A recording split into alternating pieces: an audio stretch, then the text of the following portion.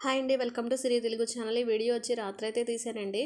రాత్రి అయితే ఇంకా ఫైనల్లీ లాస్ట్ ఫ్రిడ్జ్ ఒకటి ఉండిపోయింది క్లీనింగ్కి. ఇంక ఫ్రిడ్జ్ కూడా రాత్రి క్లీన్ చేస్తాను. క్లీన్ చేసుకు పడుకునేటప్పటికని 10:30, 11 అయిపోయిందండి. ముందుగా అయితే ఫ్రిడ్జ్లో ఉన్న సామాన్లు, డోర్ మ్యాట్స్, కంపార్ట్మెంట్స్ అవి ఉంటాయి కదండి, అవన్నీ తీసి పక్కన పెట్టేసుకున్నాను. ఫ్రిడ్జ్లో ఉన్న సామాన్లు ఇలా టేబుల్ మీద పెట్టేశాను. మనం కొన్ని వస్తువులు అయితే జ్ఞాపకం లేక అన్నీ అలా ఫ్రిడ్జ్లో వదిలేస్తుంటామండి, మర్చిపోతాం కదా. అలాంటివన్నీనేమో తీసి బయట పడేసాను. మామూలుగా అయితే పగలు కడుక్కుంటే ఎండలో పెట్టేసుకుంటాము. ఇంక నేను అది రాత్రులు కడిగి మళ్ళీ బయటకు వెళ్ళలేదు కాబట్టి లాన్ పెట్టేసి గుడ్డతో అయితే తుడిసేసానండి. పొడి క్లాత్తో మొత్తం తుడిసేసి అప్పుడు పెట్టాను. మళ్ళీ తడిగా పెడితే మళ్ళీ ఫ్రిడ్జ్ పాడైపోద్ది అంటారు కదా, అందుకనండి.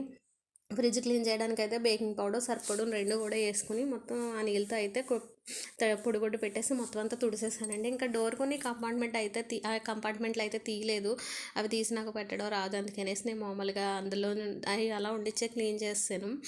క్లీన్ చేసి మొత్తం తుడిసేసి ఆరబెట్టేసి అప్పుడు పెట్టేసుకున్నానండి. మళ్ళీ సామాన్లన్నీ యథావిధిగా సర్దేసుకుని ఇంకా లాస్ట్లో ఫైనల్లీ గ్రోసరీస్ అయితే ఉండిపోయినాయి. ఇంకా అవి సర్దలేక ఇంకా పడుకుండిపోయానండి.